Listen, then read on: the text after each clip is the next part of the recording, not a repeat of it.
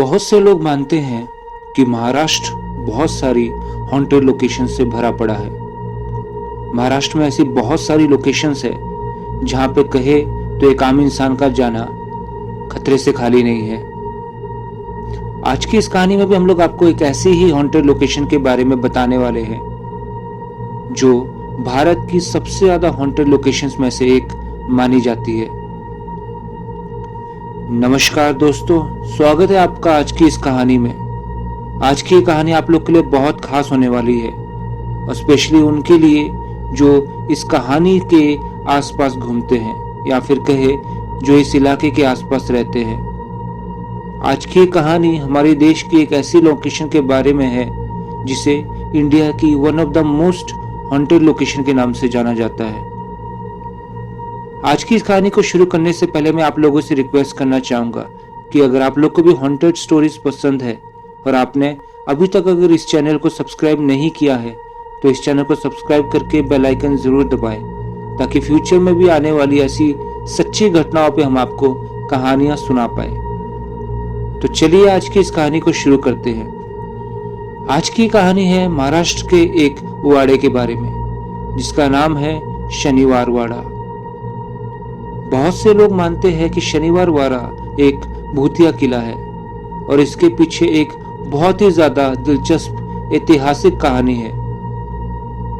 आज की इस कहानी के दो मुख्य पात्र हैं, एक किशोर लड़का नारायण राव और दूसरा उसका चाचा रघुनाथ राव जिसने उसकी हत्या कर दी थी। इन दोनों के ही नामों को आप याद रखिएगा क्योंकि कहानी इन दोनों के ही इर्द गिर्द घूमती है। साल 1972 में मात्र 17 वर्ष की उम्र में नारायण राव को पेशवा बना दिया गया था। उस समय उसके पिता और बड़े भाई दोनों की ही मृत्यु हो चुकी थी। अगर आप पेशवा नहीं समझते हैं तो पेशवा मराठा साम्राज्य में प्रधानमंत्री के समान होता है। क्योंकि नारायण राव बहुत छोटा था इसलिए मराठा सेनानायकों ने उसके चाचा रघुनाथ राव को राज्य का संरक्षक बना दिया था। लेकिन रघुनाथ राव का सपना था कि वह खुद पेशवा बने। वो बहुत लंबे समय से सत्ता के लिए संघर्ष कर रहा था। इसके अलावा रघुनाथ राव पर नारायण राव के बड़े भाई की हत्या की साजिश करने का भी आरोप था। इसलिए नारायण राव ने अपने चाचा को हाउस अरेस्ट करवा दिया था। नारायण राव अपने चाचा से नफरत करता था लेकिन उसके हाथ में ये शक्ति नहीं थी कि वो अपने चाचा को संरक्षक के पद से हटा दे। जल्द ही नासमझ नारायण राव और महत्वाकांक्षी रघुनाथ राव के बीच टकराव बढ़ने लग गया था। रघुनाथ राव की पत्नी आनंदीबाई को रानी बनने की बहुत ही ज्यादा लालसा थी, इसलिए वो भी नारायण राव से नफरत करती थी। नारायण राव और उसके चाचा रघुनाथ राव दोनों के ही बहुत सारे सलाहकार थे। वो सलाहकार ऐसे थे कि वो उनके मन में जहर भर दिया करते थे और उन्हें एक दूसरे के खिलाफ भड़काते रहते थे।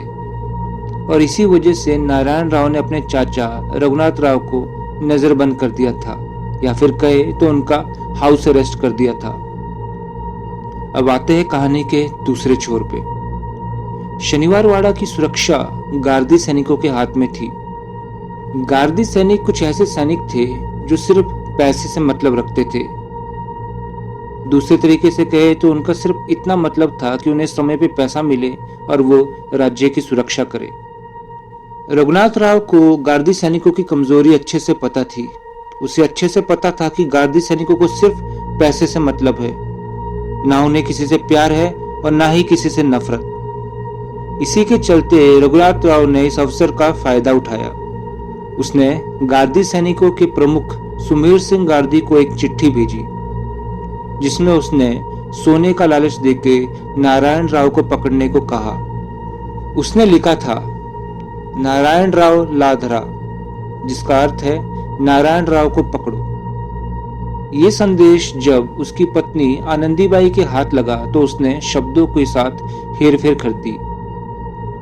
उसने ये लिखवा दिया कि नारायण राव ला मारा और इसका हिंदी में अर्थ है नारायण राव को मार दो। आखिरकार जब ये सारा का सारा संदेश गार्दी सैनिकों के प्रमुख सुमेर सिंह गार्दी के पास पहुंचा तो गार्दियों को लगा कि उन्हें नारायण राव की हत्या करने का आदेश मिला है और इसी के चलते उन्होंने एक बहुत ही ज्यादा घिनौना प्लान बनाया। अब आती है नारायण राव के वध की रात।